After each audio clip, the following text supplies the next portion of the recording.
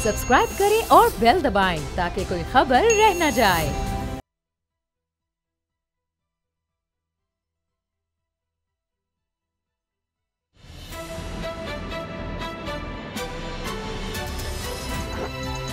अब पता चला। बिस्मिल्लाहिर्रहमानिर्रहीम, अस्सलाम वालेकुम। मैं हूं मोहम्मद उसामा गाजी और आप देख रहे हैं अब पता चला। उज़ैर बलोच JIT रिपोर्ट ने सियासत में नया बम फोड़ दिया है। सिंध हुकूमत और वफाकी वजीर अली जैदी आमने सामने आ गए हैं। अली जैदी का दावा है कि सिंध हुकूमत ने जो JITs पब्लिक की हैं वो तब्दील शुदा हैं। पीपल्स पार्टी की क़यादत के नाम इसमें से हज़फ कर दिए गए हैं। यानी भत्ताखोरी, नाजायज़ कब्जे, टारगेट किलिंग करने वालों का तो जिक्र है, लेकिन इन जराइम की हिदायत कौन देता था इसका किस्सा गोल कर दिया गया है। इसी तनाजुर में अपनी प्रेस कॉन्फ्रेंस में अली जैदी साहब ने पीपल्स पार्टी रहनुमाओं के 6 नाम भी गिनवा दिए, जिनमें डॉक्टर जुल्फ़िकार मिर्जा समेत फरयाल तालपुर, अब्दुल कादिर पटेल, डॉक्टर निसार मुराई, सेनेटर यूसुफ बलोच और शर्जील इनाम मेमन शामिल हैं। अपने दावे की तस्दीक के लिए अली जैदी ने प्रेस कॉन्फ्रेंस में मुख्तलिफ क्लिप्स भी चलाकर दिखाए। इस प्रेस कॉन्फ्रेंस का लुबे लुबाब और खुलासा अगर किया जाए तो वो ये बनता है कि सिंध हुकूमत ने JITs में शामिल अपने रहनुमाओं को बचाने के लिए 2 नंबरी की, जिसका सुप्रीम कोर्ट अज खुद नोटिस ले।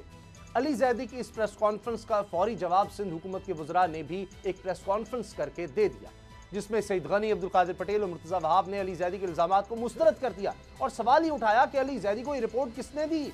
इस प्रेस कॉन्फ्रेंस के शुरका का लबो लहजा बता रहा था कि पीपल्स पार्टी को अली जैदी पर बहुत गुस्सा है, लेकिन हकीकत यह भी है कि अली जैदी के सवाल में भी बड़ा वजन है कि इतनी देर से ये JIT रिपोर्ट सिंध हुकूमत के पास हैं, इस पर कार्रवाई क्यों नहीं की गई? क्या सुप्रीम कोर्ट इस मामले का नोटिस लेगी? इसी पर आज हम सबसे पहले बात करेंगे। असद खरल साहब, बाबा डोगर साहब मेरे साथ हैं। असद खरल साहब, आप क्या कहते हैं? आप 2 मौक़िफ़ सामने आ गए हैं। मुर्तज़ा वहाब साहब भी तर्जुमान है सिंध हुकूमत के, और जिस तरह दूसरे प्रेस कॉन्फ्रेंस की वो तो ये कह रहे हैं कि जनाब यह पूरी मुकम्मल JIT है। दस्तखतों की अली जैदी ने बात की थी, दस्तखत नहीं हो गए थे, दस्तखत भी हैं। तो अब ये तो सुप्रीम कोर्ट से अली जैदी साहब कह रहे हैं जी वो आज खुद नोटिस ने पहले ही ये सारा मामला अदालतों से होकर आया है। ये कब तक चलता रहेगा ऐसे?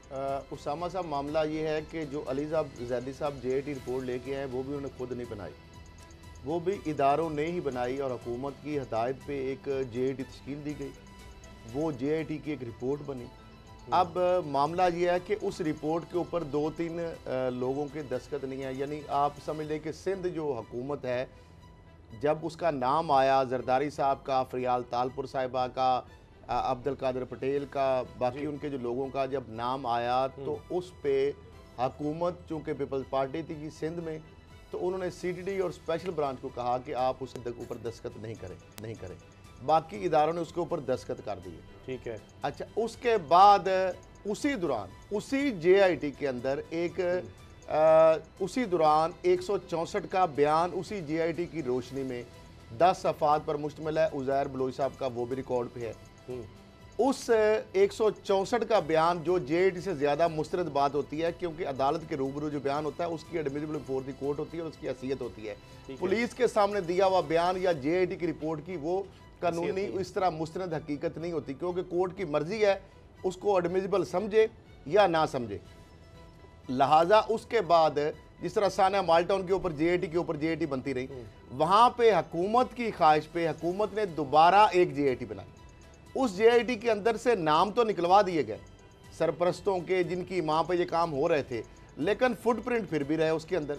यानी जो नई JIT है जो 7 साइनों वाली ये कहते हैं, उसको अगर 164 का बयान मिला के पढ़ा जाए तो पहली JIT के साथ कोलैबोरेट हो जाती है ये दूसरी JIT, बिल्कुल उसके पैर आ जाती है पैटर्न पे। अच्छा। दूसरी बात यह है कि पहली JIT के अंदर खुद ये बात लिखी भी गई थी उसमें भी कि कुछ ऐसी जो JIT के है या कुछ क्लासिफाइड इंफॉर्मेशन है बहुत सारी जो कि हायर अथॉरिटी जो है उनके पास वो हैं, इस JIT का उनको हिस्सा नहीं बनाया गया। ये जो दूसरी JIT की मैं बात कर रहा हूँ, तो मामला ये है कि ये JITs 2 है।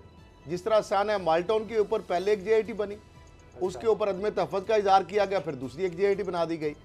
तो इसी तरह उज़ैर बलोच के ऊपर 2 JIT बनी। ठीक है, एक और एक सामने लाई है और एक जो है वो अली जैदी सामने लाई है। इसमें एक सवाल पैदा होता है। अब वो जो JIT जिस JIT की रिपोर्ट उन्होंने पेश की उसमें सारे फेडरल गवर्नमेंट के इंस्टीट्यूशन हैं, उसमें प्रिंसिपल गवर्नमेंट का कोई इंस्टीट्यूशन जारी नहीं बात है। अब सिंध हुकूमत जो है उसकी मर्जी के बगैर स्पेशल ब्रांच या पुलिस साइन तो नहीं। डॉक्टर साहब यही तो बदकिस्मती है, यही अलमिया है, मसला यही अलमिया है कि वो जो अली जैदी साहब जिसको मुसद्दिका समझ के वो जो रिपोर्ट दिखा रहे हैं, उस रिपोर्ट में सिंध गवर्नमेंट तो उसको चैलेंज कर रही है। वो तो ये कह रहे कि जारी बात है वो नामुकम्मल तो है ना, जब तक वो कह रहे हैं कि उसमें हमारा इनपुट ही नहीं है। असल में उन्होंने खुद कहा कि इसमें इख्तलाफ आ गया था, JIT में इख्तलाफ आ गया था। जो फेडरल गवर्नमेंट के इदारे थे और जो सिंध गवर्नमेंट के जो उसमें मेंबर शामिल थे, उनमें आपस में इख्तलाफ आ तो गया। इख्तलाफी नोट आ जाता, साइन तो करने चाहिए थे ना। सिंध हुकूमत को साइन से किसने रोका? गवर्नमेंट ने उस पर साइन नहीं किए। अब एक फेडरल गवर्नमेंट की है, एक प्रिंसिपल गवर्नमेंट की है। अब दोनों में कई जगहों पे आके तजादात हैं, जहाँ पर कुछ जगहों पे जो जैदी साहब जो उनकी पसंद का पोर्शन है वो उसमें वो शामिल कर रहे हैं कि अज़हर बलोच जो भी करता रहा वो इस बंदे की एमा पे करता रहा। और जहाँ पे सिंध गवर्नमेंट आती है वहाँ पे वो पोर्शन दो JIT को अगर साइड पे भी डॉक्टर साहब रख दें तो 164 का बयान तो अदालत के सामने है ना, उसको तो सिंध हुकूमत चैलेंज नहीं कर सकती। ठीक है, तो 164 का बयान जो है उसके अंदर पूरी सीरीज लिखी हुई है, उसके अंदर वो बताते हैं किस तरह अली जैदी साहब उसकी तो बात ही नहीं कर रहे, वो तो JIT पर ही हैं। 164 के बयान की तो उस तरह बात ही नहीं कर रहे। और एक और ईरान को उसामा से बड़ी अहम बात इसमें, उस JIT के अंदर नुसरत मंगन साहब जो IGP जेल खाना जार सिंध से अरसा दराज से हैं, जिन्होंने जरदारी साहब को लुक आफ्टर किया, उज़ैर बलोच बुलाते हैं कि जब वो जेल में गए तो उनको नुसरत मंगन जो उस वक्त सुप्रीडेंट जेल थे और जो आबदी साहब हैं, उन्होंने इस तरफ लाया कि पीपल पार्टी के साथ ये सारा जो पीपल्स अमन कमेटी बनी। हैरान कुन बात यह है कि वो उसके ऊपर 1 करोड़ रुपए के नजायज़ असासा जात की एक इंक्वायरी नैब के अंदर पेंडिंग है। उनकी बहुत सारी जायदादें हैं, उन्होंने भर्तियां गैर कानूनी की। IG कितनी देर रहे हैं कराची के वो सिंध में, उनका नाम आया, उनके ऊपर किसी ने तहकीक नहीं की। जिस तरह ऐसे ही लेकिन ये अब जैसे अब इसका हल क्या है? देखिए अब दो मौक़िफ़ हैं, एक पीपल्स पार्टी का है, एक अली जैदी साहब का है। ये भी सवाल है कि वो अब उनकी बतौर वज़ीर तो ये जिम्मेदारी नहीं है कि पोर्ट्स एंड शिपिंग का वजीर हो और वो इस तरह की चीजें लिख रहा है, तो क्या अदालती फिर ये सुप्रीम कोर्ट नोटिस ले, वो कहते हैं आज खुद नोटिस ले, ये क्या तरीका है? अली जैदी साहब ने ये कहा है कि उनको PM का मुकम्मल सपोर्ट हासिल है, इसीलिए इंफॉर्मेशन मिनिस्टर उनके साथ बैठे हैं। इसका मतलब ये है कि ये अब अली जैदी नहीं, ये PTI का मौक़िफ़ था। तो फिर बाकी हुकूमत चली जाए ना, आज खुद नोटिस की क्या बात हुई? अच्छा सबसे इसका आसान मैं हल बताता हूँ। जो FIA है, अच्छा फेडरल इन्वेस्टिगेशन एजेंसी के अंदर एक है CTW काउंटर टेररिज्म विंग, जिसके तहत बेनजीर का केस है, मुशर्रफ का केस है, हमला केस, वो काउंटर टेररिज्म का केस जो है उसके अंदर FIA को प्रोसिक्यूट कर सकती, इन्वेस्टिगेट कर सकती। अगर चीफ जस्टिस का नोटिस ले ले तो फिर भी इसकी इन्वेस्टिगेशन हो सकती है दोबारा, और दूध का दूध पानी का पानी। चले ये तो अब लग रहा है ना वफाकी हुकूमत और पीपल्स पार्टी और सिंध हुकूमत के दरमियान एक और मामला खड़ा हो गया, लेकिन अब नून लीग और पीपल्स पार्टी के हाथ में तलाश किया जाए जो 198 लोग, वो अलग से मुकदमात चलने। अब ये जो सियासी नाम आ रहे हैं, असल तो इसका मामला था। खैर, नून लीग और पीपल्स पार्टी के दरमियान अब फिर दूरियां होती चली जा रही हैं। कुछ ही अर्सा पहले आया था कि शहबाज शरीफ साहब जो ही ठीक होंगे, सेहतयाब होंगे, कोरोना के टेस्ट मनफी आएंगे, जो अब आ गए, तो उसके बाद फिर APC की बात थी और हुकूमत के मुखालिफ कोई तहरीक की बात थी। अब साबिक़ वज़ीर आज़म शाहिद खान अब्बासी साहब का भी बयान आ गया है, बड़ा दिलचस्प बयान है। वो कह रहे हैं कि जी तहरीक इंसाफ में तो कोई मुतबादिल है ही नहीं इमरान खान का, तो लिहाजा -1 वाली कोई बात नहीं है, लेकिन अदम एतमाद की तहरीक लाना ही आखिरी रास्ता नज़र आता है अब उनको। और वो समझते हैं कि जी ये भी चाहते हैं कि हुकूमत मुद्दत पूरी करे, लेकिन अगर मुल्क बचाना है उनकी नज़र में आवाम की सहूलत के लिए तो अदम एतमाद की तहरीक लानी चाहिए। एक बड़ी सख्त बात उन्होंने कह दी कि जी इमरान खान अगर अपना मुंह बंद रखें तो गवर्नेंस में बेहतरी आ सकती है, 50% मामला बेहतर हो सकते हैं अगर इमरान खान अपना मुंह बंद रखें। बाबर साहब क्या कहते हैं आप? ये पहले तो शाहिद खान अब्बासी साहब की जो स्टेटमेंट है कि इमरान खान साहब अगर अपना मुंह बंद रखें तो जी 50% चीज़ें ठीक जी, वो 50% इस तरह से कि इमरान खान जो बार बार कहते हैं कि मैं NRO नहीं दूंगा, वो जो इनकी करप्शन की बातें करते हैं, जो नवाज शरीफ ने जो की करप्शन की बात करते हैं, शहबाज शरीफ की करप्शन की बात करते हैं, अगर वो ये बातें ना करें तो उनका ख्याल है कि इससे बेहतरी आ जाएगी। लेकिन ये बड़ा इंटरेस्टिंग है कि अब वो ये कह रहे हैं कि जी -1 नहीं हो सकता। कभी ये अपने मनपसंद मीडिया हाउसेस के ज़रिए से ये खबरें लगाते हैं कि PTI के MNAs जो हैं वो राब्ता मिनिस्टर्स राब्ता कर रहे हैं PMLN के MNAs हैं या उनके जो लीडर्स हैं उनके रिश्तेदारों से कि अगर PMLN अदम इत्मीनान की तहरीक लेके आती है तो वो उसको सपोर्ट किया जाए। वो तो कह रहे हैं कि अदम इत्मीनान की तहरीक, लेकिन सर अदम इत्मीनान की तहरीक कहाँ से लेके आएंगे? अभी ये स्पीकर नेशनल असम्बली जो है इनके खिलाफ ये लेके आए ना तो दूध का दूध पानी का पानी हो जाएगा। पता चल जाएगा कि नून लीग और ये सारे इत्तेहादी जो हैं ये कितने पानी में। आप यहाँ से अंदाज़ा लगा लें कि ये एक टेबल पे तो इकट्ठे हो नहीं सकते, एक टेबल पे बैठ नहीं सकते। शहबाज शरीफ जब तक हैं उस वक्त तक कोई APC नहीं होगा। और क्या हुआ पहले तो, मैं आपको आज एक बात समझ साहब आज एक बात सुन लें, जब तक शहबाज शरीफ हैं अपोजिशन में अलायंस नहीं हो सकता। ये मेरी बात लिख के रख लें। वो मरियम थी जो बिलावल भुट्टो के पास चली गई और जिसकी वजह से ये APC हुई और जो APC के फैसले हुए थे वो भी शहबाज शरीफ ने एग्जीक्यूट नहीं होने दिए। अच्छा, तो ये सेनेट के इलेक्शन में सेनेट के इलेक्शन में अगर नून लीग देखेगी ना तो वो कहते हैं ना कि मुड़ के जो देखा तो अपने दोस्तों से खंजर मुलाकात हो गई तो इनको अपने चेहरे ही नजर आएंगे, कोई बाहर का चेहरा नजर नहीं आएगा। तो ये वही सर वही है कि जब नवाज शरीफ ने आना तो शहबाज शरीफ की गाड़ी एयरपोर्ट नहीं पहुंची तो शहबाज शरीफ की गाड़ी APC तक नहीं पहुंचेगी। शहबाज शरीफ साहब तो नहीं है, जहां मियां नवाज शरीफ साहब आ जाएंगे, मरियम आ जाएंगी, वहां शहबाज वो सर अब इमरान खान साहब कहते हैं कि NRO नहीं होना। दूसरी तरफ मरियम तो खामोश है, वो तो घर से बाहर नहीं निकलती, उनका ट्विटर बंद है, उनका मुंह बंद है। नवाज शरीफ जो है वो लंदन में बैठे हुए हैं, वो तो घर से वो भी नहीं जितना निकलते हैं और जितना बोल रहे हैं वो आपके सामने कोई बयान तो मुझे लग रहा है कि ये NRO ही है। इस NRO के तहत शरीफ फैमिली हुकूमत के खिलाफ कोई स्टेप नहीं लेगी। चले फिर एक और बड़ा सवाल, जुबानी जंग होगी, अच्छा जुबानी लड़ाई होगी। प्रैक्टिकली नून लीग किसी गवर्नमेंट के खिलाफ मुहिम का हिस्सा नहीं बनेगी। तो फिर ये जहां पे चीजें सेटल हुई थी ना, अच्छा ये वहां पर सेटल हुआ था और ये उसी ही का पार्ट 2 है। पार्ट 1 ये था कि नवाज शरीफ बाहर जाएंगे, मरियम घर में खामोश बैठेंगी। पार्ट 2 ये था कि नून लीग किसी बड़े अपोजिशन अलायंस का हिस्सा नहीं बनेगी। आपको मैं आज ये स्टोरी दे रहा हूँ। बिल्कुल ठीक है, आपकी बात अभी तक तो यही नजर आ रहा है। तो फिर असद खरल साहब, अगर बाबर साहब की बात ठीक है कि शेख रशीद कहते हैं कि जी वो शहबाज शरीफ में एक ही पार्टी में है, और तो शहबाज शरीफ साहब अगर नहीं फ़ोन उठा रहे बिलावल का और बिलावल साहब उस पर बड़े मायूस हैं, वो राबता नहीं हो पा रहा शहबाज शरीफ से, तो उन्होंने कहा है अब अपनी पार्टी को कि कोई मुतबादिल हिकमत अमली देखें, दीगर लोगों से राबता करें। तो अब माइनस शहबाज शरीफ को अपोजिशन इकट्ठी हो सकती है, मौलाना फजल रहमान से राबते हो रहे हैं, तरीके आदम साहब ने जो बात की है ना उससे आगे थोड़ी सी मैं बात बता रहा हूँ। एक तो उन्होंने कहा कि नून लीग जो है वो हुकूमत के खिलाफ किसी अलायंस का हिस्सा नहीं बनेगी, किसी मूव का हिस्सा नहीं बनेगी। जी, ये बात बिल्कुल 100% ठीक है। और दूसरी बात ये है जो बिलावल भुट्टो जरदारी साहब मायूसी का शिकार है, बिलावल भुट्टो जरदारी साहब भी किसी अलायंस का हिस्सा नहीं बनेगी, ये बात भी लिख लें। तो वो तो राब्ता करने का कह रहे हैं। जरदारी साहब या बिलावल साहब हुकूमत के खिलाफ किसी का वो कह रहे हैं हिस्सा छोड़ दे। मुझे तो आपकी बात नहीं समझ आ रही, दोनों की छोड़ दे। आपने खुद नहीं सुना, आपने नहीं, राना सनाउल्लाह साहब ने क्या कहा हमारे प्रोग्राम में, फजलुर रहमान साहब ये कोरोना तक का वक्त है सिर्फ हुकूमत के पास। किसने कहा ये? ख्वाजा आसिफ साहब हमारे प्रोग्राम है, एहसन इकबाल साहब आए, उन्होंने क्या बातें कही? ख्वाहिश के ऊपर एक कोरोना से पहले क्या हो रहा था उसामा साहब? उस सेनेट का इलेक्शन आपके सामने है, उसके बाद फजलुर रहमान साहब ने जो जलसा किया, सॉरी आपको काट रहा हूं, वो जो इस्लामाबाद में धरना दिया, कितनी की सपोर्ट पे पार्टी और नून लीग ने उनको दी आपके सामने। दोबारा APC उससे भी इबरतनाक इसका अंजाम होगा अगर होगी। सुन लेना दूसरी बात। अच्छा, दूसरी बात यह है कि पीपल्स पार्टी या नून लीग की तो दूरियां या बदइतमादी है ही है।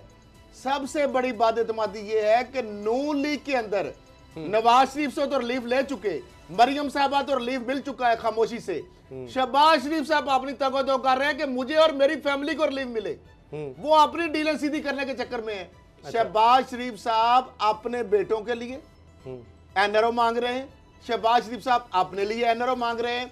शहबाज शरीफ साहब ये कहते हैं खुफिया तरीकों से कि जनाब भाई साहब के सामने मैं नहीं आ सकता, पीछे पीछे कुछ चक्कर चलाए, मैं आपके साथ हूं, आप मेरा साथ दें। तो लाजा ये है कि शहबाज शरीफ साहब अपनी लाइन सीधी करने के चक्कर में है, जरदारी साहब अपनी लाइन सीधी कर चुके, नवाज शरीफ साहब अपनी लाइन सीधी कर चुका, ये एनआरओ इमरान खान साहब शोर मचा रहे हैं, इसी तरह तो अपोजिशन फिर भी इनका शोर क्या मचा रही है। मकसद है? नहीं, ये चीजें मौलाना फजलुर रहमान को नहीं समझ आ रही, फिर वो क्यों राब्ते कर रहे हैं? अगर उनको फिर वो समझ क्यों आती किसी- तो 2-3 दफा वो अच्छे खासे वो मतलब जीरक सियासतदान है। पहली दफा मैं देखा कि बंद गली में बार बार वो जाते हैं, उनको मतलब ये नून लीग और पीपल्स पार्टी ने नहीं, उनके साथ धरने का हाथ नहीं नहीं, किया। वो तो उस वक्त ये था कि लीड कौन करेगा। मौलाना फजलुर रहमान साहब आगे चले गए, उन्होंने कहा कि जनाब हमसे मुशावरत उस तरह मुकम्मल नहीं की कि किस तरह होगा, टाइमिंग का फर्क आ गया था। मुझे ये राना बता सलाउल्लाह दें कि साहब ने कहा, बिलावल वो बात साहब का पुरानी हो गई। फोन ना आज सुनना, आज तो राब्ते आज होने- बिलावल साहब का शहबाज शरीफ साहब की जानिब फोन ना सुनना, पहली बात। इसकी क्या ऐसी बात हो गई है? ये 7 होगी बात। दूसरी बात, आपको याद होगा जब कुलसूम साहिबा फौत हुई थी तो जरदारी साहब ने नवाज शरीफ साहब को फोन किया था, तो नवाज शरीफ साहब वजीर आजम थे, उन्होंने भी नहीं सुना था। जब जरदारी साहब ने ताजा बिल्कुल ताजा ठीक बयान है, दिया था, लेकिन खैर, बाबर साहब, एक- अगर इतना ही सब कुछ अच्छा है, एक चीज- इतना ही सब बीवी बच्चे चीज- बने एक हुए चीज- हैं, तो फिर सेनेट के चेयरमैन तो हटाने बने की हुए जरूरत नहीं, नहीं। बन आज चुके हैं। मैं आपको नाज एक इस तरह चीज के बताता हुए हूं, हैं। मैं आपको एक चीज बताता हूँ।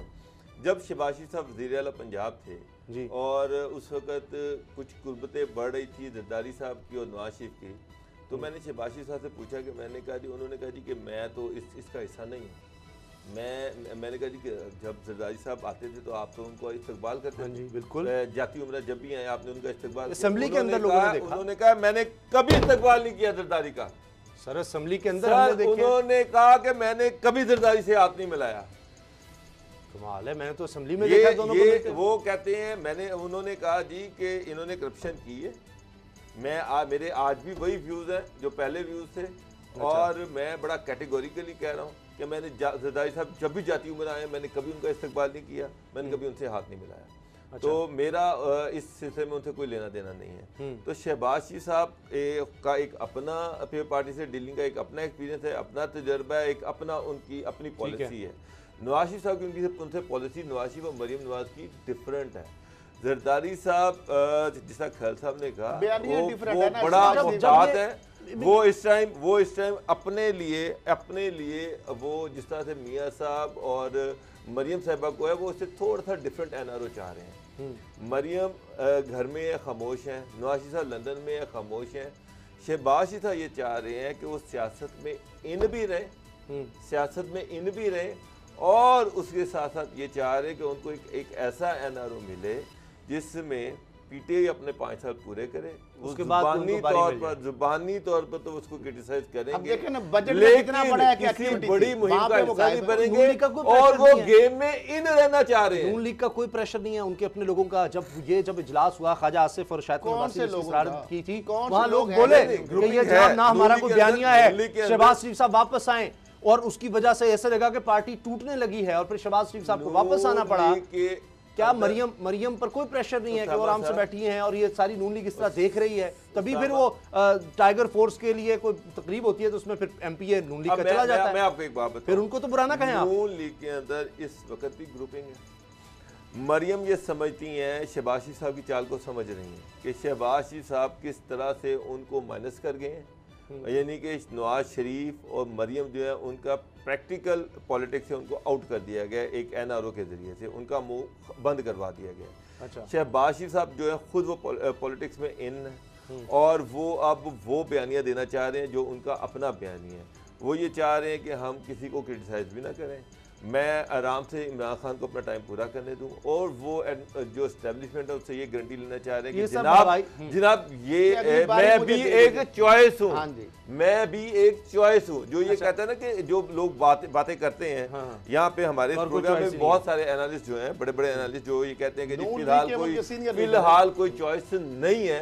तो शहबाज शरीफ साहब भरपूर कोशिश कर रहे हैं, पूरी एफर्ट करते हैं कि नहीं जनाब मैं चॉइस हूँ, मेरी तरफ तवज्जो दें, मेरी तरफ ध्यान दें, मेरा चेहरा देखें, मैं भी एक चॉइस हूँ। तो बहरहाल अभी वो एक चॉइस दूसरी चॉइस नहीं है, लेकिन वो पूरी दूसरी चॉइस बनने की कोशिश कर रहे हैं।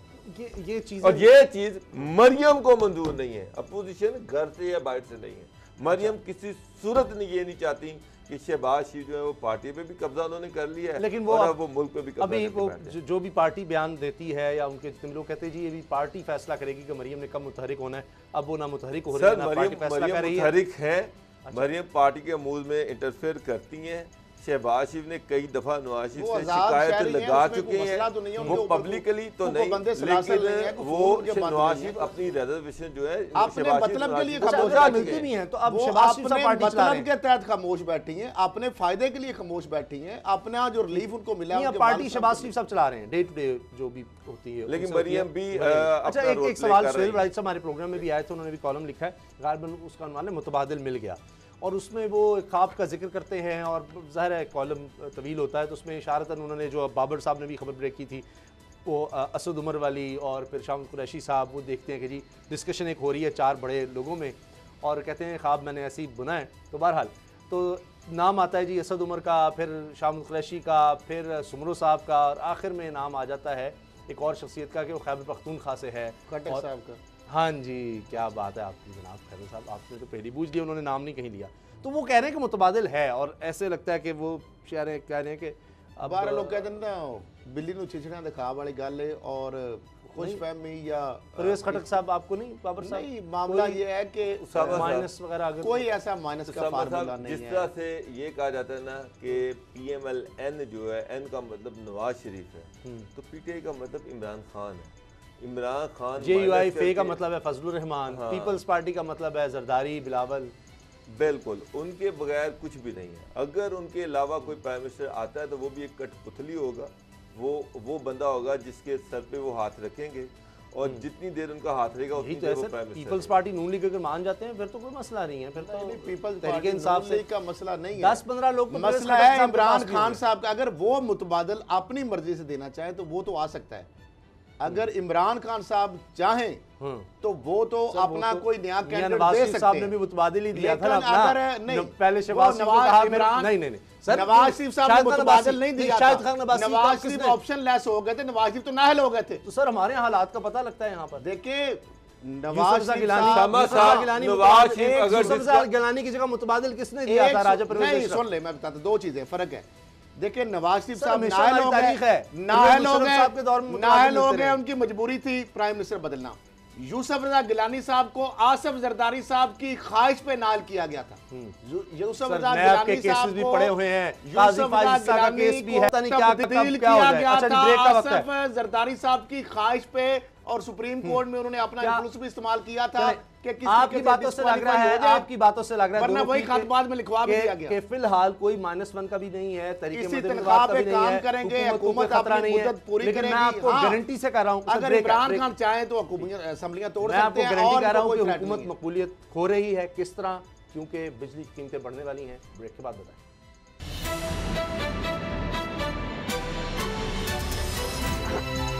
अब पता चला।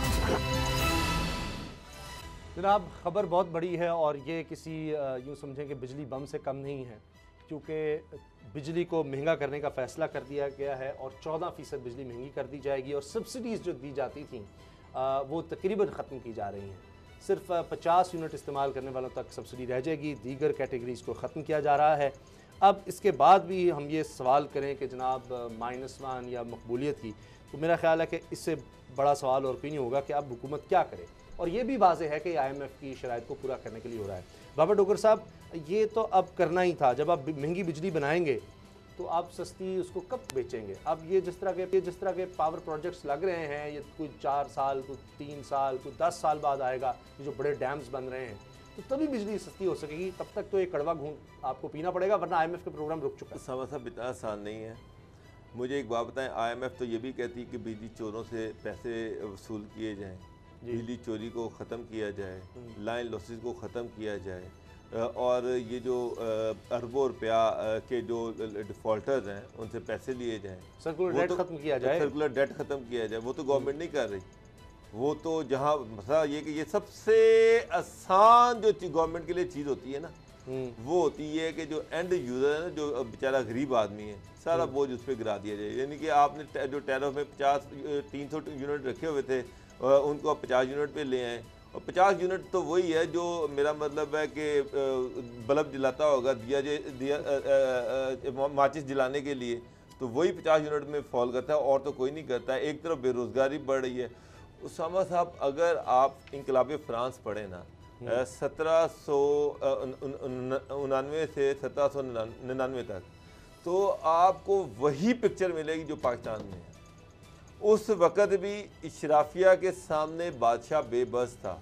जो भी फाइनेंस मिनिस्टर आता था वो ये कहता था कि इशराफिया पे जब तक टैक्स नहीं लगेगा उस वक्त तक मुल्क की हालत बेहतर नहीं हो सकती। इशराफिया जो थी वो जो एक गैंग था, कार्टेल था, माफिया था, वो बादशाह के सामने खड़ा हो जाते थे कि जनाब हम पे टैक्स लगेगा, ये सवाल ही नहीं पैदा होता। तो अल्टीमेटली होता ये था कि बादशाह जो था वो बेचारा उनसे डर के टैक्स गरीब आदमी पे लगा देता था, और वो टैक्सेस जो थे अल्टीमेटली उससे तंग आके एक रिवोल्ट हो गया और लोग जो थे हुकूमत के सामने खड़े हो गए। वही सूरत हाल पाकिस्तान में है। टैक्स कलेक्शन आप नहीं कर सकते, जीएसटी आप लगाई जा रहे हैं, बिजली आप लोगों को दे रहे हैं वो बहुत महंगी है, अमीर आदमी जो है वो डिफॉल्टर है, उससे आप पैसे ले नहीं सकते। कार्रवाई हो रही है, ये देखिए उससे 2 अरब 52 करोड़ के बिजली चोर हैं। गरीब आदमी जो है उस पे सारा बर्डन डाला जा रहा है। एक तरफ बेरोजगारी है, कोरोना है, खुद गवर्नमेंट कह रही कि कोरोना के अंदर बेरोजगारी बढ़ गई है, लोगों के पास खाने को पैसे नहीं है। दूसरी तरफ इतनी गर्मी में आपने गरीब आदमी को इस काबिल भी नहीं छोड़ा कि वो बेचारा एक पंखा ही रात को लगा के सो जाए। मेरा मतलब है कि फिर आप वैसे ही मार दें गरीब आदमी को, बेचारे को। अच्छा असद खरल साहब, ये देखिए 2 अरब 52 करोड़ की बिजली चोरी हो रही है, 1,90,000 अफराद की निशानदेही हो गई है और कुछ के खिलाफ कार्रवाई हो गई है, बाकी के खिलाफ कानूनी कार्रवाई जारी है। तो ये रिकवरी की भी कोशिश हो रही है, बाकी मंसूबे भी लग रहे हैं। अब सीपैक के तहत जो है आज़ाद, तो मुश्किल काम है, आसान काम तो डॉक्टर साहब ने जो बताया ना कि वो लाइन लॉसेज हमारे ऊपर ही डाले जाएंगे। जो बंदा बिजली बिल मीटर लगाया, जो इस्तेमाल करके जो बिल दे रहा है, तो वो सारे उसी के अंदर आते हैं। एक और माफिया जिस तरह कहा ना खड़ा हो जाता है, यहाँ पे वही सिलसिला बन चुका है। अभी अद्वियात के हवाले से एक सेक्रेटरी सेहत ने बड़ी मुश्किल से एक समरी बना के भेजी अवाम के मफाद के लिए, बाबू ने, और आगे जनाब 2 जो मशीर हैं, एक मशीर सेहत जो हैं एडवाइज़र जो उनके हैं वो जफ़र महमूद मिर्ज़ा साहब और अब्दुल रज़ाक दाऊद साहब खड़े हो गए पीएम साहब के सामने। उन्होंने कहा जनाब अद्वियात के हवाले से जो शिक है ना कि जो जितनी मर्जी अद्वियात बढ़ा ले, यानी बगैर गवर्नमेंट की अप्रूवल के, बगैर ड्रैप के कोई फैक्ट्री जो दिल करे दवाइयों की कीमत बढ़ाए, वो जो शिक है उनका आपने ख़त्म नहीं करनी। वो सामने खड़े हो गए, वज़ीर आज़म साहब और सेक्रेटरी बेबस हैं, एजेंडे से समरी आई, निकलवा दिया गया। अब मुझे ये बताएं कि इमरान खान साहब बेबस हैं, यानी वो अब्दुल रज़ाक दाऊद साहब, आपको पता है जब भारत से आनी थी दवाई, एक दवाई की आड़ में कितनी दवाइयां आई, वो स्कैंडल बना। 400% अद्वियात की कीमत में इजाफा हुआ है। आप आटा इजाफा, चीनी महंगी बिक रही है, पेट्रोल महंगा बिक रहा है, बिजली महंगी बिक रही है। अद्वियात पाकिस्तान की 70-72 साल तारीख में अगर उनको कैलकुलेट करें तो इतनी अद्वियात नहीं बढ़ी उनकी कीमत जितनी इन 2 सालों में बढ़ी है, और वो एक शिक की वजह से, जिसमें इन्होंने नून लीग ने वो की थी शिक, और अमल दरामद हो रही है जून जुलाई में, यानी 2019 से आगे शुरू 18 से हुई, यानी जबकि इनकी हुकूमत आई। अमेंडमेंट पहले हुई थी, उसके अंदर क्या कर दिया गया कि फार्मास्यूटिकल कंपनी जब दिल चाहे वो जब इतनी मर्जी कीमत बढ़ा ले अपनी दवाई की, सर वो और कोई उसके ऊपर चेक एंड एक हम बात भी मुकम्मल हो जाए, ताकि कि ये भी सोचा जा रहा है कि चलो ये IMF की शर्त इस तरह मान लेंगे तो हम डायरेक्ट सब्सिडी दे देंगे लोगों को, जो गरीब लोग हैं। अब डाटा आ गया एहसास प्रोग्राम के तहत, तो उनको वैसे पैसे दे दिया करेंगे ताकि वो उनको एक सहूलत हो जाए। के ऊपर हाथ न डालें, जो माफिया से आपने कुछ नहीं कहना, वही बात है डॉक्टर साहब वाली, उनसे अरबों रुपए जिन्होंने लूटे हैं, जिन्होंने चोरियां की हैं IPP वाले, सब्सिडी उनसे नहीं पकड़ना। अमीर आदमी भी उस तरह सब्सिडी लेता है, आटे पर सब्सिडी, सारा अमीर आदमी भी आटा सस्ता ले रहा है। अभी तो आटे में मैंने कल सब्सिडी की बात की, छोटी डॉक्टर साहब सब्सिडी जो गवर्नमेंट देती है वो कल मैंने बात की सब्सिडी की जी, हो गया काम। जब अलीम खान साहब की मुलाकात हुई है आटा बुरान के हवाले से जी, तो वजीर आज़म साहब ने उनको कहा है कि आप टारगेटेड सब्सिडी दे दें। स्मार्ट लॉकडाउन के बाद एक नया टारगेटेड सब्सिडी, एक नया टर्म आ रही है, उसके अंदर भी बेनिफिट कौन होंगे? करोड़पति आदमी होगा खरीद रहा है, करोड़पति आदमी के लिए भी फिर अगर हुकूमत करती है तो उसको भी 20 किलो का ठेला जो है 850 का मिलेगा एक गरीब आदमी के लिए। तो वो कह रहे हैं टारगेट देते हैं कि सिर्फ गरीब आदमी के लिए, अमीर आदमी गरीब आदमी। एहसास प्रोग्राम के तहत का है ना जी जी, एहसास प्रोग्राम में डेफिनेशन पढ़ लें कि कौन डिजर्विंग है। वो बंदा जिसके नाम कोई चीज़ नहीं है, जिसके नाम मोटरसाइकिल नहीं है, जिसके नाम पे कोई घर नहीं है, जिसके नाम पे कोई प्रॉपर्टी नहीं है, वो उसमें वो बेचारा जिसका जरिए आमदन भी कोई नहीं है, एहसास प्रोग्राम में वो आता है। मुझे एक बात बताएं, एक बंदा एक मजदूर है जो महीने का चले एक बंदा जो 30,000 रुपया कमा रहा है, जिसका एक छोटा सा घर भी है, वो उसमें अपना कहाँ होगा, किराए पे किराए पे 1000 चलिए, उसके पास मोटरसाइकिल है खैर साहब, उसके पास घर में 2 मोटरसाइकिलें हैं, वो बेचारा जिससे बच्चों की फीस नहीं दी जा रही, वो कहाँ पे जाएगा?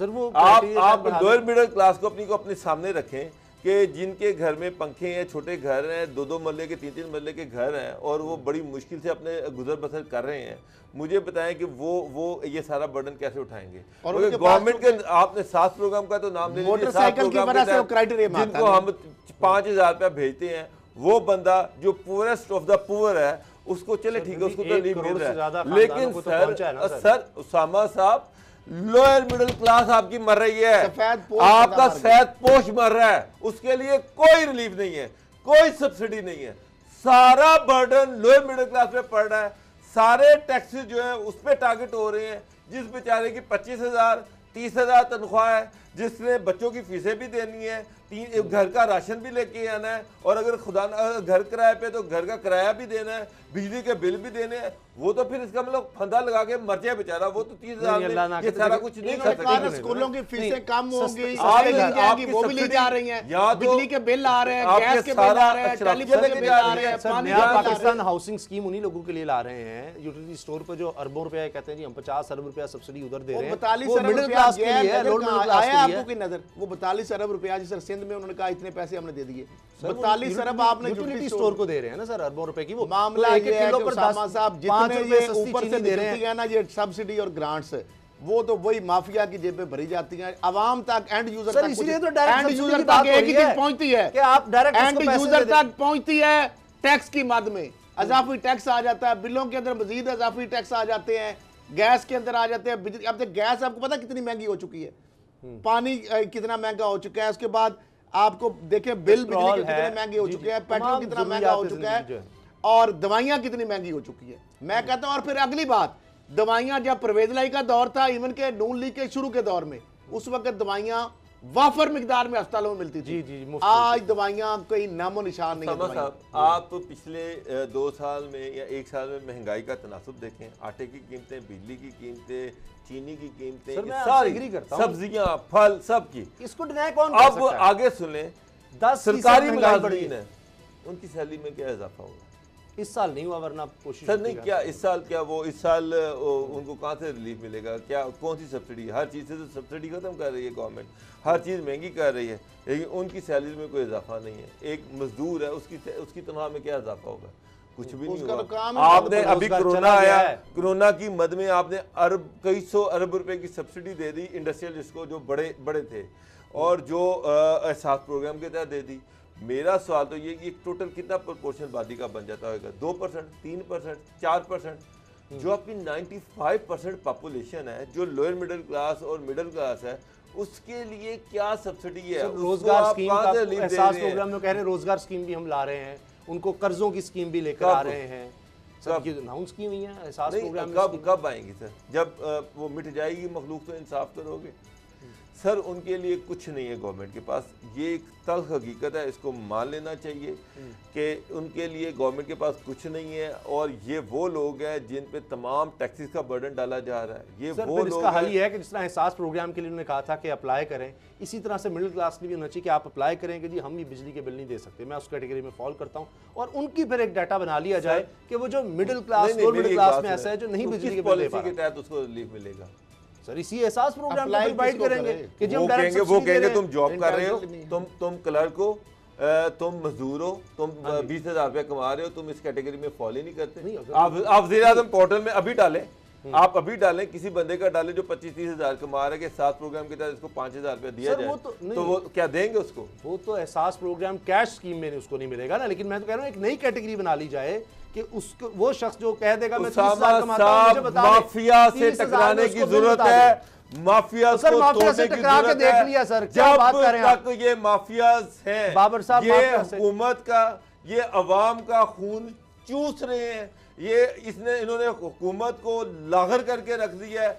जब तक आप शुगर माफिया, आटा माफिया, उसका रिजल्ट क्या है? उसके बाद बिजली टकरा के देख तो लिया आपने, इंडस्ट्रियलिस्ट माफिया, इनसे जब तक आप टकराएंगे नहीं उस वक्त हुकूमत ही तक चली जाए। आपको लेनी आप पड़ेगा। चाहते हैं हुकूमत चली जाए, हुकूमत ही ना हो, और नया कोई बंदा आ जाएगा और वो नए सिरे से रोना डाल देगा जी पीछे बर्बाद हो गए। IMF की हमें डराया जाता है IMF से। IMF की अगर आप शिके पढ़े तो वो इन माफियाज को, इन कार्टल्स को तोड़ने की बात करती है जी सर, जो कि हम बड़ी कोशिश नहीं करनी तोड़ है। पा अभी तक रहे। तो नहीं। ये नोटिस जो आप मजाक उड़ाते हैं कि जी इमरान खान ने नोटिस लिया, इसी माफिया के खिलाफ होता है, क्या हो गया? फिर आप कहते हैं शुगर का क्या बिगाड़ लिया, आटे माफिया का क्या बिगाड़ लिया, पेट्रोल आपको माफिया का, इमरान खान बिजली साहब माफिया को का मशीर क्या? होना चाहिए था, यकीन जाने मैं स्ट्रांगली रिकमेंड करता हूं। अच्छा, ब्रेक लेते हैं जनाब। ब्रेक के बाद बात करेंगे कि जरदारी साहब भी, नवाज शरीफ साहब के लिए एक नई मुश्किल पैदा हो चुकी है। ब्रेक के बाद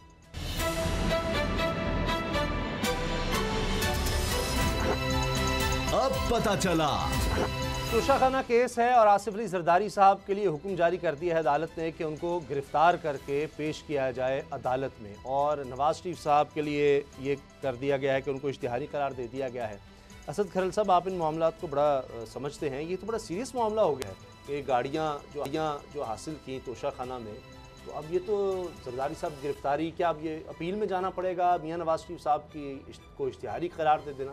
बड़ी मैं डेवलपमेंट आपको एक तो पहले बता रहा था कि 17 अगस्त को भी जरदारी साहब अदालत के सामने पेश नहीं होंगे। ये इस तरह की कई दफ़ा अदालत निकाल चुकी है, लेकिन आपने पहले फर्द जुर्म की आयद होने की वो बातें भी हैं, वो देखने जब तो आम आदमी भी इस तरह अदालत में ना पेश हो तो कोई गिरफ्तार नहीं कर सकता उसको। आम आदमी और खास आदमी में फ़र्क है। ये रियासत मदीना, इसलिए आम और खास अदालत अगर किसी को कहे गिरफ्तार करके लाओ तो नहीं लाया जा आप सकता। नवाज शरीफ साहब को पुलिस ने कह दिया है कि जनाब धूली उनके लगनी हो ब्रांड गई है। गिरफ्तारी हो रही हैं, ये हो रहे हैं, वो हो रहे हैं। मामला ये है कि गिरफ्तार अगर करना हो तो पकड़ने में कोई मसला है?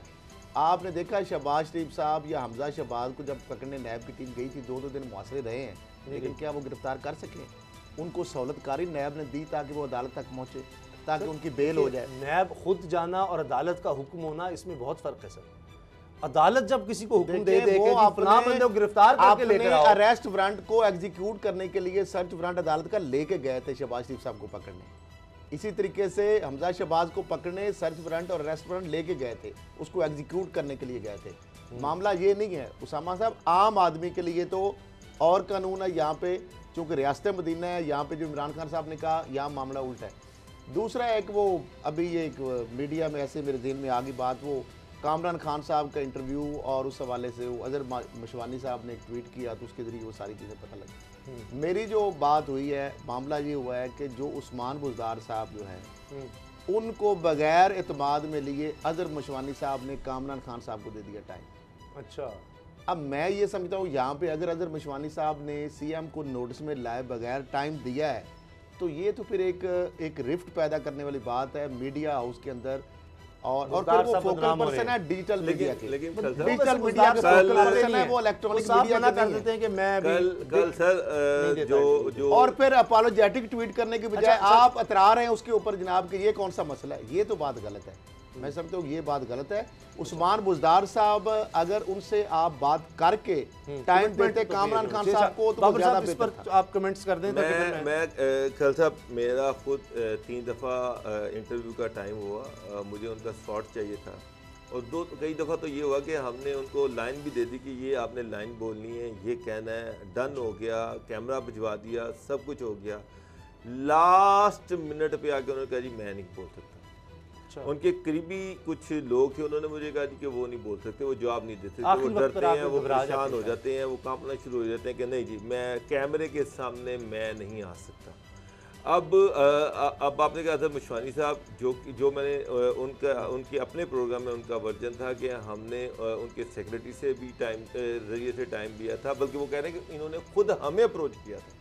उस्मान बुज़दार साहब की जो टीम है उन्होंने खुद हमें अप्रोच किया था कि वो इंटरव्यू देना चाह रहे हैं, और उसके बाद वो जब हमने सवालात भेजे तो वो चले गए। आप यकीन जाने साहब, मैंने इन राइटिंग, उन्होंने कहा जी मुझे लिख के भेज दें, जो लिख के भेजेंगे मैं वो बोल दूंगा। मैंने इन राइटिंग उनको चीज़ें लिख के भेजी उस्मान बुज़दार साहब को, ये आपने 4 लाइनें बोलनी है, वो 4 लाइनें नहीं बोलते। कोई बात नहीं सर, वसीम अकरम भी आते ही उन्होंने इंटरव्यू देना। मुझे एक बात बताएं कि इमरान खान साहब, मेरा सवाल सिर्फ इतना है खल साहब कि अगर एक बंदा मीडिया को कन्फ्रंट ही नहीं कर सकता, ये मीडिया का दौर है, ये एक्सप्रेशन का दौर है, अगर एक वज़ीर आला है वो अपने आप को एक्सप्रेस ही नहीं कर सकता, वो जो उनसे सवालात पूछे जा रहे हैं उसके जवाब ही नहीं दे सकता, तो फिर उसको वजीर आला रहने का क्या? चले मैं समझता हूँ टॉकटिव अगर नहीं भी है तो, लेकिन अगर उसकी जो सबूत उसका ये है कि डिलीवर करे, वो आवाम को रिलीफ देने में आ गया है। अच्छा, एक सूबे के अंदर कोई अचीवमेंट नजर आए, को आवाम को रिलीफ दे, तो ये उनका अच्छा, तो एक चीज बाबर साहब मुझे बताएं, अगर मैंने जो ब्रेक में भी सवाल उठाया था किसी को कर सकते हैं तोशा खाने के हवाले से। तोशा, अब ये मामला बड़ा सीरियस है। देखिए, एक मिसाल कायम होनी चाहिए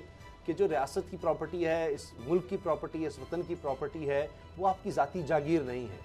उसको आप इस तरह से नहीं ले जा सकते। सरकारी गाड़ियाँ हों, जो भी हों, कि जी आपने 15% वो भी जाली अकाउंट से अदा किया और आप ले उड़े, और जनाब इसको दे दो, उसको दे दो, अपने मुखालिफ को भी दे दो, उसका मुंह बंद कराने के लिए जो भी। ये नहीं होना चाहिए, ये मिसाल बनना चाहिए तोशा खाना केस। क्या ये नहीं हो सकता कि अब मियाँ नवाज शरीफ साहब तो पेश ही नहीं होते, कहते नहीं बाहर हैं, वकील भी नहीं है, कोई ज़रूरत ही नहीं है। एक मिसाल बनाया जाए कि अब इश्तिहारी के बाद हमने तो यही सुना है कुर्की हो जाती है, उनकी जो जायदाद है उसको नीलाम किया जा सकता है। तो मियाँ नवाज शरीफ साहब की पाकिस्तान में अगर मेरा कोई नहीं होगी जायदाद, मुझे नहीं सर 40 लाख की है, वो जाती बनाम में कहते हैं मेरा 40 लाख का हिस्सा है, वो वालिदा की है असल में सारी, लेकिन उसमें 40 लाख का, अगर मैं गलत नहीं हूँ, टैक्स के डॉक्यूमेंट्स हिस्सा किस तरह से वो वालिदा के नाम पर है, इनका हिस्सा 40 लाख का होगा या 50 लाख का होगा, वो तो महल है, महल में ये बड़े भाई हैं, इनका हिस्सा तो वो करोड़ों अरबों रुपए में निकलना चाहिए, 40 लाख में निकलना चाहिए। लेकिन उसामा साहब, इसहाक डार की आपने जायदाद कितनी कुर्क कर ली, क्या निकाल लिया उसमें से? उसकी तो जायदादें यहाँ पर पड़ी हुई हैं, उसको कुर्क करने के ऑर्डर भी हैं जी, तो वो तो आप कर ही नहीं सके, तो सर इधर भी स्टे आ जाएगा। अच्छा, इनकी गाड़ियां कोशिश तो करें, नहीं स्टे आ जाएगा। अब हम ये सोच लें जो गाड़ियां कोई इश्तिहारी यहाँ ना करार दें, फिर कानून ये जो किताबें हैं सर, वो गाड़ियां भी तो यही चल रही है ना, वो गाड़ियां जो है उनको गाड़ियों को जब्त कर ली जाए, हर बंदा यहाँ पर जुर्म करके गाड़ियों को जब्त कर लिया जाए, उनको कॉन्फिस्केट करने से तो किसी ने नहीं रोका आपको। आप जायदाद को तो छोड़ दो, गाड़ियां जब्त कर, गाड़ियां उनके कहाँ नाम है, वो तो आज तक समझ नहीं आई। वो मरियम जो गाड़ी लेकर फिरती रही, वो पता लगा पता नहीं वो कुवैत की गाड़ी थी, किसकी थी, किस तरह उसका कस्टम पे हुआ था। ये जो गाड़ियां आई हैं, इनका कहीं ना कहीं रजिस्टर हुई होंगी ना जी जी, अल्टीमेटली कहीं ना कहीं रजिस्टर, ये गाड़ियां बिल्कुल कहीं ना कहीं तो खड़ी होंगी, बिल्कुल तो जाके उसको जब्त कर ले उस गाड़ी को। बहुत अच्छी तजवीज़ है, ये कर लिया जाए, लेकिन वो अब कानूनी प्रोसेस तो तजावीज़ बहुत अच्छी हैं, तकरीरें बड़ी अच्छी हैं, दीवारों पे जो चीजें लिखी होती हैं वो बड़ी अच्छी लिखी होती हैं, लेकिन मेरा सवाल ये है कि ये इम्प्लीमेंट कौन करेगा? मुझे नहीं लग रहा। मैंने आज तक पाकिस्तान में, इमरान खान साहब कहते थे गरीब का पाकिस्तान और अमीर का पाकिस्तान एक होगा, खान साहब अमीर और गरीब के पाकिस्तान में बहुत फर्क बढ़ गया है। अमीर के घर से कोई एक मोटरसाइकिल निकाल के लेके नहीं जा सकता। अभी तक मैंने नहीं देखा कि किसी अमीर से 1 रुपया, एक धेला भी आपने निकाला। मैंने ये इतनी लंबी लिस्ट गिनवा के कहा था कि 1 रुपए की आप बता दे नैब के इनसे रिकवरी ये बता, जेल को जाना पड़ता है ना। फरयाल तालपुर साहिबा मरीज थी, फिर भी जेल में गई, उनके बच्चों तो उसका हमें कौम को क्या फायदा? कौम को क्या फायदा हुआ? कौम को बोल नहीं दे रहे तो क्या करें आप? कौम को क्या फायदा? क्या करें? थानों में रिकवरियां होती हैं, लोगों को नैब जबरदस्ती बड़ी बार्गेन है, अगला बंदा करना ही नहीं चाह रहा, आप क्या कर लेंगे? अब जबरदस्ती जब आप इतनी ज्यादा सहूलतें दे देंगे, आप मीर शिकदर रहमान साहब के आप कहेंगे वो प्ली बार्गेन करेगा।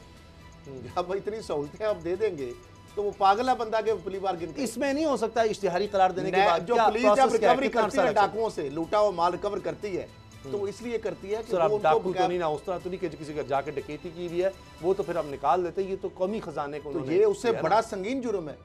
वो तो इंडिविजुअल के साथ डकैती है, ये रियासत के साथ डकैती है। रियासत के माल को लूटना ये छोटी बात नहीं है। आप छोटी सी कार सरकार मुदाखलत कर दे तो आपके ऊपर पर्चा हो जाता है। एक सरकारी रिसोर्सेज को लूटना, उसके ऊपर आप देखें ना, नवाज शरीफ साहब ने जिस तरह फेंसिंग के ऊपर 28 करोड़ की दीवार बनाई, इन्होंने सारे घर अपने 98 करोड़ सर, 2700 जो लगाई है वो 2750 लोग मुलाजम रखे, 40,000 भी लगाए तो वो 2 अरब वो बन जाता है तकरीबन। मामला ये 5 साल तक 10-12 साल से फायदा उठाया ना, जो रूल से उनका फायदा उठाया कि आप चाहे 5 घरों को कह देंगे सरकारी, ये हमारे कैंप ऑफिस हैं, तो उस पर जब खर्चा करना है तो उसको तो रिकवर नहीं होनी चाहिए सारी चीजें। चले बहरहाल अब देखते हैं कि ये अदालत का हुक्म है, ये बहुत बड़ी बात है कि जी गिरफ्तार करके जरदारी साहब को पेश किया जाए। या नवाज शरीफ साहब के जनाब के इश्तिहारी हो गए हैं, बहुत बड़ी बात है साबिक वज़ीर आज़म, साबिक सदर के बारे में। तो खुद भी कुछ इंसान को करना चाहिए कि कानून का एहतराम ही कर लें। तो हम देखने का बहुत शुक्रिया, दुआ में याद रखिएगा, इजाज़त दीजिए, अल्लाह।